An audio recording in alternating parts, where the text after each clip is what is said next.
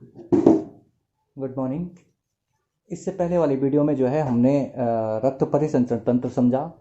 Arteries और veins यानी सिरा और धमनी में क्या अंतर है वो हमने समझा। उसको आप लोग जब तक नहीं पढ़ पाएंगे तब तक जो है आगे बढ़ना मुश्किल हो जाएगा। तो इसलिए जो है विशेष बातें उसमें जो दो चार बातें हैं वो याद रखनी है, बहुत बड़ा उसमें कुछ है नहीं। अब हम जो है इसका रक्त परिसंचरण तंत्र का जो अगला और सबसे इम्पोर्टेंट भाग है, सिर्फ रक्त परिसंचरण तंत्र का ही नहीं बल्कि हमारे हृदय का, हमारे शरीर का यानी हमारे जीवन का सबसे ज़्यादा जो मुख्य भाग है उसको बोला जाता हार्ट। ये एक टाइप का मतलब ये हार्ट भी अगर मैं मुझे जो लगता है, मुझे लगता है कि अगर हमें एग्जिस्टेंस ऑफ गॉड, अगर हम ईश्वर की परिकल्पना करते हैं और उसके अस्तित्व की कल्पना अगर हम करते हैं, तो जब हम अपने हार्ट को पढ़ते हैं, जब हम देखते हैं कि हमारा हृदय जो है एक ऐसा जादुई ऑर्गन है, एक ऐसा ऑर्गन है जिसे देख के ऐसा लगता है कि कोई अदृश्य शक्ति है जो इसको चला रही है। तो खैर इस पे हम नहीं जाएंगे, हम हार्ट को अभी पढ़ते हैं। ये तो सिर्फ मुझे लगता है, बाकी जो साइंटिस्ट हैं या जो वैज्ञानिक हैं, जो बुद्धिजीवी लोग हैं, उनको क्या लगता है, उन्होंने किस तरीके से इसकी स्टडी करी है, उसको हम पढ़ते हैं।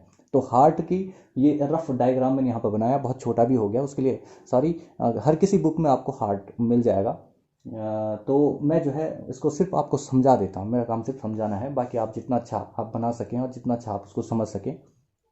हार्ट मैं आपको बता देता हूँ, छोटी छोटी बातें इसमें पहले हम समझ लेते हैं। पूछा जाता है हार्ट में यानी ह्यूमन मनुष्य के हृदय में कितने चैम्बर हैं। चैम्बर का मतलब कितने खाने हैं। सीधी सीधी बात, 4 खाने हैं।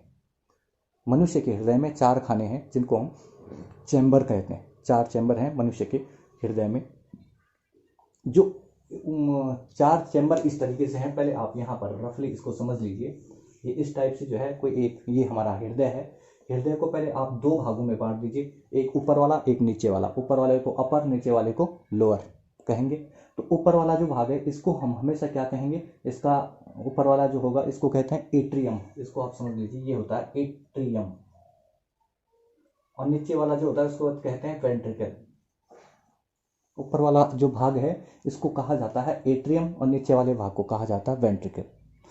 फिर ये जो है बीच में अगर हम इसको इस तरीके से काट दें तो ये ऊपर वाला भाग जो है इसके भी 2 भाग हो जाते हैं, नीचे वाले के भी 2 भाग हो जाते हैं। इसको कहते हैं right atrium, left atrium, right ventricle और लेफ्ट वेंट्रिकल।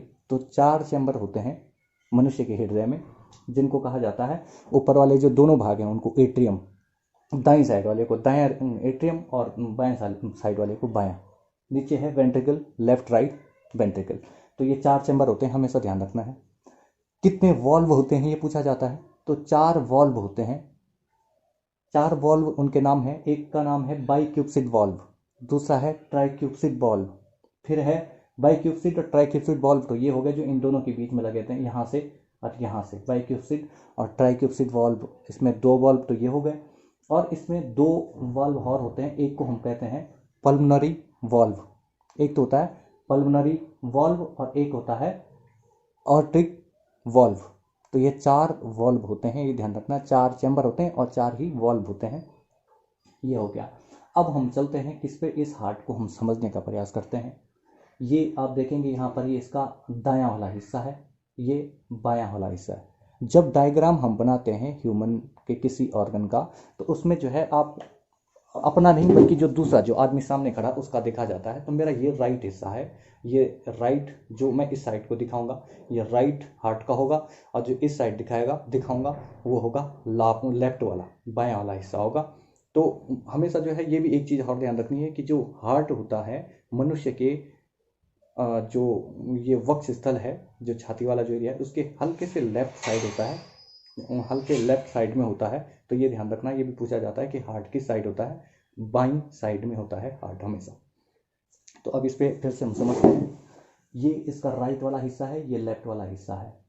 समझिए होता क्या है, ये जो हिस्सा यहाँ वाला है, हम यहाँ से इसकी शुरुआत करते हैं, यहाँ से हम इसको समझने का प्रयास करते हैं। ये वाला जो हिस्सा है, इसको, इस हिस्से को हम क्या कहते हैं, वेंट्रिकल। ये वाला जो हिस्सा है, ये इसका नीचे वाला जो हिस्सा है ये वेंट्रिकल है, लेफ्ट वेंट्रिकल है। लेफ्ट वेंट्रिकल से जो है ब्लड एक वॉल्व, जिसको जो वॉल्व क्या है, ऑर्ट्रिक वॉल्व है, यहाँ से कट जाता है इसका ऑर्ट्रिक वॉल्व।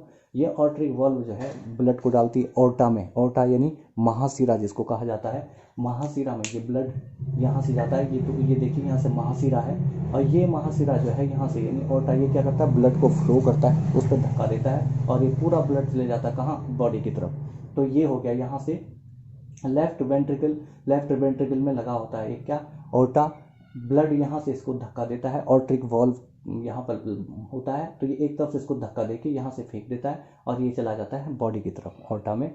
अब ये बॉडी में चले गया, बॉडी से ब्लड आता है किसमें, ब्लड आता है, ये दोनों इन्फीरियर वेना केवा और सुपीरियर वेना केवा है।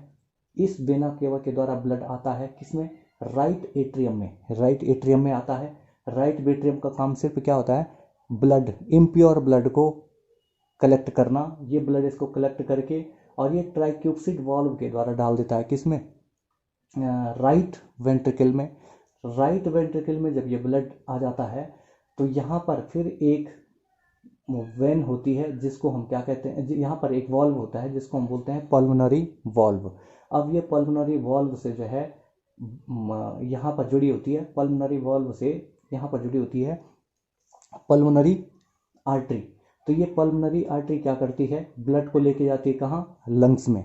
यहाँ से पल्मोनरी आर्टरी लेके जाती है ब्लड को लंग्स में, और लंग्स से फिर जो पल्मोनरी वेन है वो ब्लड को लेके आती है किसमें, राइट लेफ्ट एट्रियम में, और फिर ये एट्रियम इसको दे देता है फिर राइट वेंट्रिकल को, और वेंट्रिकल फिर इसको ओटा के द्वारा धक्का दे देता है। तो ये पूरा जो है हार्ट का डायग्राम मैंने बताया, ये लेफ्ट वेंट्रिकल है, ये राइट वेंट्रिकल है, ये राइट एट्रियम है,